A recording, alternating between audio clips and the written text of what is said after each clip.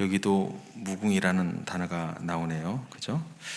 오늘 말씀의 제목은 세상의 구원을 위해 주실 아기라는 제목으로 함께 은혜를 나누고자 합니다. 9장 처음 시작이 전에 고통받는 자들에게 이게 전에만 그렇지 않죠? 우리가 살아가는 오늘날의 세상 가운데도 전쟁, 갈등, 죄와 고통이 가득 차 있습니다. 많은 사람들이 그렇게 어둠 속에서 길을 잃고 힘겨워하는 게 전에뿐만 아니라 오늘 우리에게도 마찬가지다라는 것입니다. 고대 이스라엘 백성, 지금 이 상황 자체가 우리들과 또 별반 다르지 않다라는 것입니다. 북이스라엘이 이제 아수르의 침략을 받아서 멸망하게 되고, 남은 사람들은 그 멸망의 그 연장선상에서 너무나 힘든 고통, 멸시, 그런 어떤 어려움 가운데 처해 있고 그렇게 살아가야 했습니다.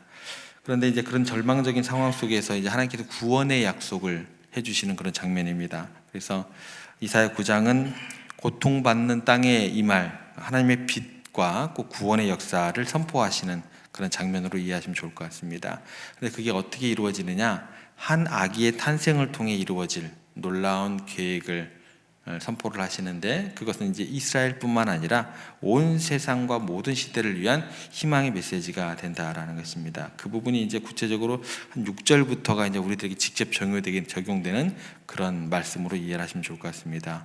그래서 오늘 말씀의 흐름을 보면 어둠 속에 있었던 백성들에게 빛을 비추시고 억압과 고통을 꺾으시고 또 구원의 영원한 구원으로 이끄시는 그런 하나님의 약속의 말씀, 이 말씀을 우리가 묵상하면서 단순히 과거의 역사가 아닌 성탄이 우리 삶에 어떻게 또 영향을 미치고 연결되어 있는지 함께 생각해 보고자 합니다. 처음 시작이 이제 이렇게 시작을 합니다. 스불론과 납달리 지역에 대한 이야기로 시작을 합니다. 이게 어디 지역이냐면 북쪽 경계예요. 북쪽 경계. 북쪽 경계라는 것은 뭐예요?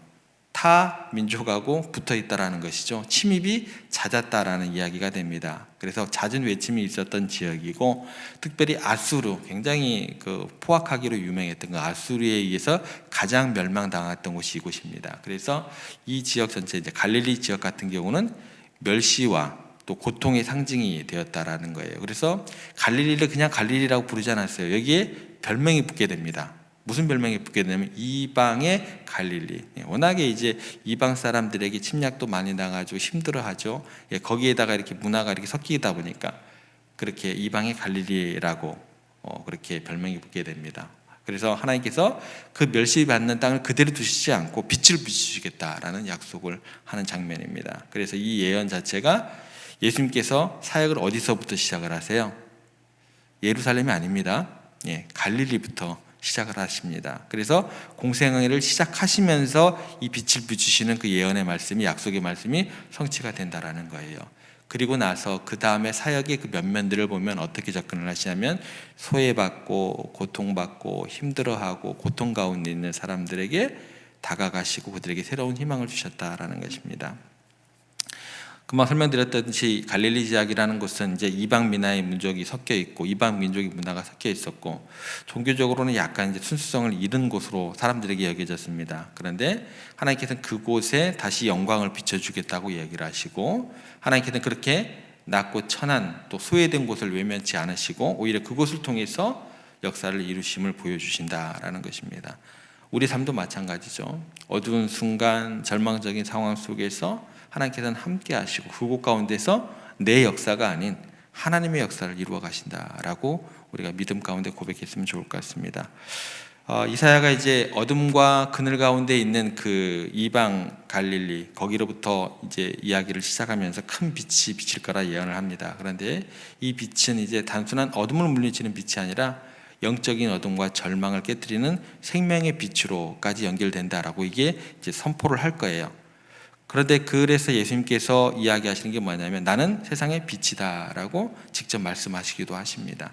그래서 어둠 속에 있는 사람들을 궁극적으로 생명의 빛으로 인도하는, 단지 환경의 변화만이 아니고, 그렇게 갈릴리가 어둠과 같다고 한다면 거기에 있는 상실, 두려움, 죄의 무게, 그런 마음들이 짓누를 때 예수님께서 찾아오셔서 빛으로 우리의 갈 길을 인도하시고, 단순히 위로가 아닌 삶의 방향을 제시하고 생명을 전해주는 따뜻한, 모든 기운이 북돋아지는 새 생명이 태어나는 그런 진정한 자유를 주는 빛이다라고 생각하시면 될 것 같습니다.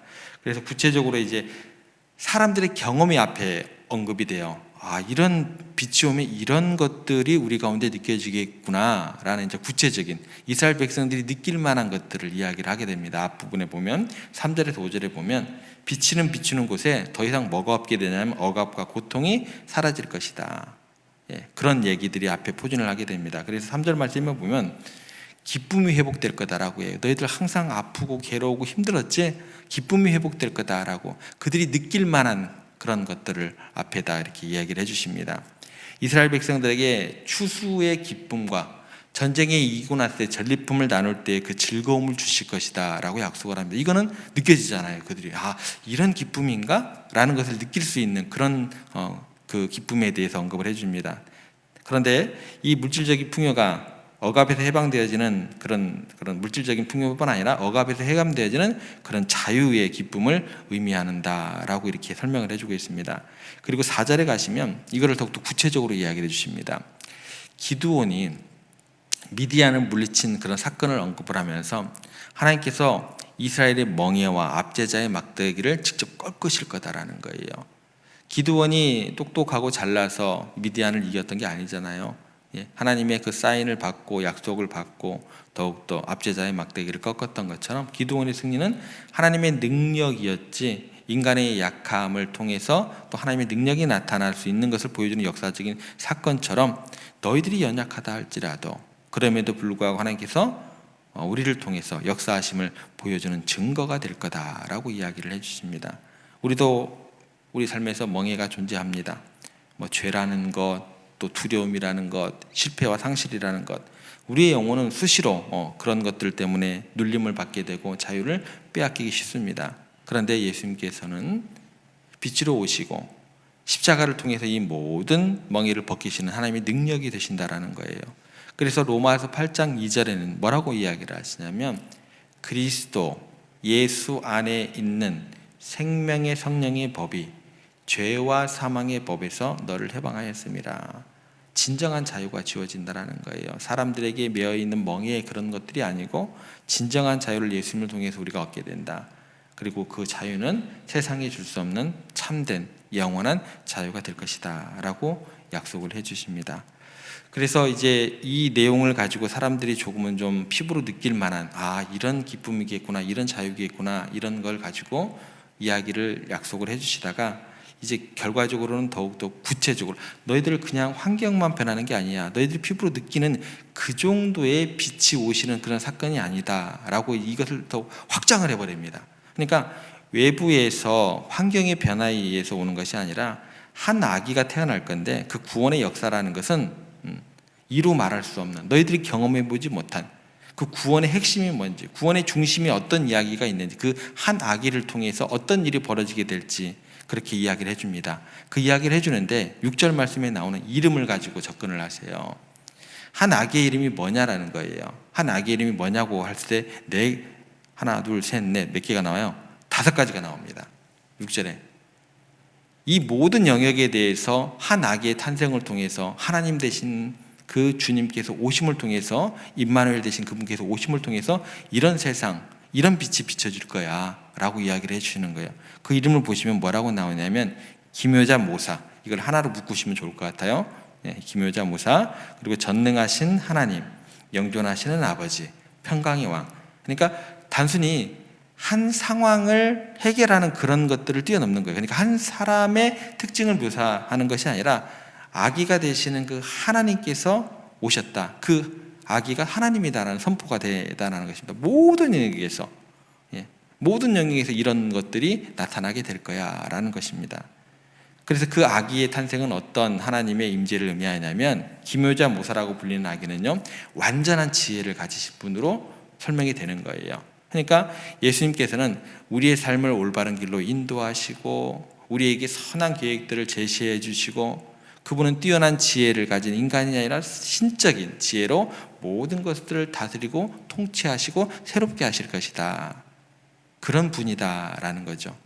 이게 기묘자 모사 가운데 담겨 있는 내용입니다. 두 번째는 뭐예요? 전능하신 하나님.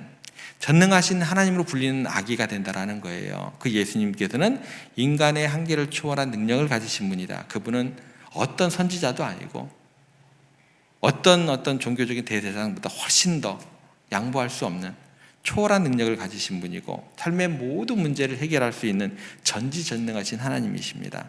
그래서 우리가 절망 가운데 있을 때 그분은 불가능을 가능하게 하시는 그런 능력의 주님이시다라는 것이죠. 그리고 세 번째 나오는 게 뭐냐면 영존하시는 아버지입니다. 잠시 잠깐 우리 가운데 문제를 해결해 주고 가시는 분이 아니라는 거예요. 우리를 예수님께서는 끝까지 돌보시고 사랑으로 함께 하시는 그런 분이 될 것이다 라는 것입니다. 그래서 우리를 창조하시고 내팽개치시는 게 아니라 떠나시는 분이 아니라 영원히요 무궁토록 우리와 함께 하시고 우리는 그분 안에서 참된 자유함 가운데서 안전하게 독수리가 날개로 그 새끼를 품은 같이 그렇게 살아갈 수 있게 된다라는 약속이 되는 것입니다. 마지막에 나오는 게 어떤 자냐면 평강의 왕이다라는 것입니다. 그 아기는 우리가에게 참된 평화를 주시는 분으로 이렇게 약속이 되어집니다. 세상의 평화는요 일시적이에요. 한 나라가 있다 하더라도 평화가 유지되는 게 조선왕조 같은 경우는 500년이라고 그러더래요. 세계 역사에 찾아보기 힘든 나라 가운데 하나래요. 500년까지 가는 왕국이 없습니다. 그런데 그런 조선왕조도 무너졌던 것처럼 일시적이고 외적인 것에 불과합니다. 하지만 예수님께서 주시는 평강으로 다스리는 그런 나라는 영원할 것이다. 그 평강은 우리 마음 가운데 깊은 곳에까지 치유하시고 하나님과 우리 사이를 화목케 하시는 그런 평강의 직책을 가지고 오시는, 화목케 하는 직책을 가지고 오시는, 그 화목이라는 것은 영원토록 유지가 될 수 있는 그런 화목함을 우리 가운데 선물로 주시는 큰 한 아기의 탄생이 될 것이다 라는 것입니다. 그러니까 이 이름 자체는요 한 아기에 대한 이름으로 그치는 거 아니고 성육신하시는 전능하신 하나님이라는 사실을 그 이름 가운데 담아져 있다라는 것입니다. 어둠이 앞에 1절 가운데 시작을 하다가 사람들이 느낄 만한 그런 어떤 기쁨들, 멍에의 해방감을 느끼며 하다가 더욱더 느끼지 못하는 영존하시는 하나님에 대한, 영원하신 하나님에 대한, 능력의 하나님에 대한 그 약속의 말씀까지 확장되는 그런 구절이다라고 이해를 하시면 좋겠습니다. 그래서 예수님의 탄생은 역사적 사건이 아니라 하나님께서 약속하신 구원의 계획이 되고 그 약속은 예수 그리스도의 십자가를 통해서 완전히 성취되는 참 기쁜 날이고 참 은혜로운 그런 성탄이 되는 우리 가운데 주는 의미가 있다라는 것입니다.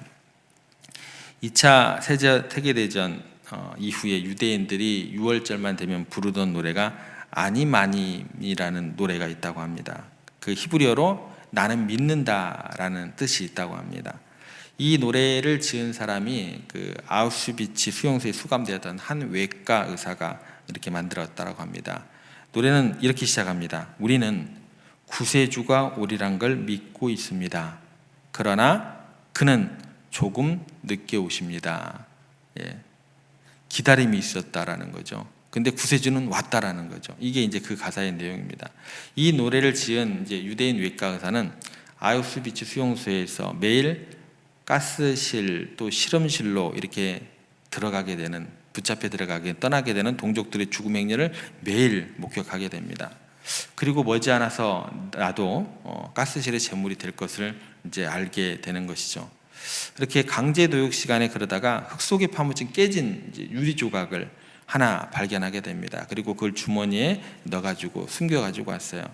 그리고 매일 이제 끌려가는 이제 동료들, 동포들을 바라보면서 자기도 언제 죽을지 모르는 그런 상황 속에서 아침과 저녁으로 그 깨진 유리의 그 날카로운 그 파편을 이용해서 날마다 면도를 했다고 합니다. 그러면 이제 오후가 되면 나치 병사들이 가스실로 보낼 처형자들을 이제 골라가고 있는데 딱 이렇게 보고 세워놓고 골라를 가게 되는데 그 사람들이요, 이 사람이 매일 이제 면도를 하니까 유리병 조각으로 피가 묻어날 정도로 그렇게 파랗게 면도를 한 어쩌면 의욕이 넘치는 그 외과 의사의 그 턱을 보고 차마 그를 가스실로 데려가지 못했다고 합니다. 왜냐하면 너무나 얼굴이 깨끗하게 정리가 되어 있고, 그래서 나치 병사들 생각에는 이 사람을 쓸모없는 인간이다라고 생각하지 않고 쓸모 있는 인간이라고 그들이 느꼈던 것 같아요. 그 느낌 때문에 그를 죽이는 것은 아직 이르다고 생각했다라는 것입니다. 결국 이 사람이요 나치가 완전히 패망할 때까지 살게 됩니다. 그가 살아서 수용소를 떠날 때 그의 소지품은 단 한 가지, 뭘까요? 깨진 유리병 조각, 그 소지품 하나였다고 합니다. 삶에 대한 강한 의지를 가지고 하나님을 도움을 기다렸던 그 유대인 의사가 이렇게 이야기를 합니다. 하나님은 결코 늦는 법이 없습니다. 여러분들이 우리가 경험되어진 앞에 뭐라 할까요? 기드온의 기적, 또 고통의 멍에에 어떤 내려짐, 그런 것들의 약속으로 끝나는 하나님의 약속이 아닙니다. 그런데 뒤에 나오는 어떤 완전한 어떤 그런 자유함, 또 행복, 기쁨, 그런 것들이 우리 가운데 지금 느껴지지 않다 할지라도 그 기쁨과 그 평안이라는 것은 우리가 경험해 봤던 것들하고 감히 상상하지도 못하는, 비교할 수도 없는 그런 기쁨의 약속이 우리 아기 예수님을 통해서 우리 가운데 주어졌다라는 것을 우리가 기억했으면 좋겠습니다. 그런데 결코 이루어지지 않을 일은 아니고, 약간 늦을 수는 있겠지만 또 때에 맞게끔 우리에게 주시는 하나님의 계획과 섭리가 있으심을 우리가 믿었으면 좋겠습니다.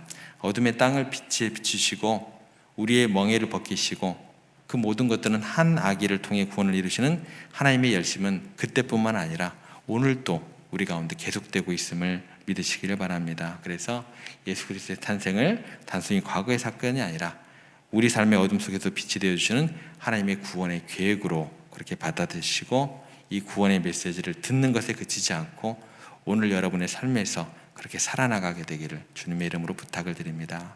우리를 구원하기 위해서 보여주신 하나님의 그 사랑과 열심에 감사하면서 그 사랑이 우리를 통해 세상 가운데 또한 드러나게 되기를 소망합니다. 그래서 우리 모두가 이 놀라운 구원의 빛 안에서 함께 하나님을 예배하는 삶으로 그렇게 살아가게 되기를 주님의 이름으로 부탁을 드립니다.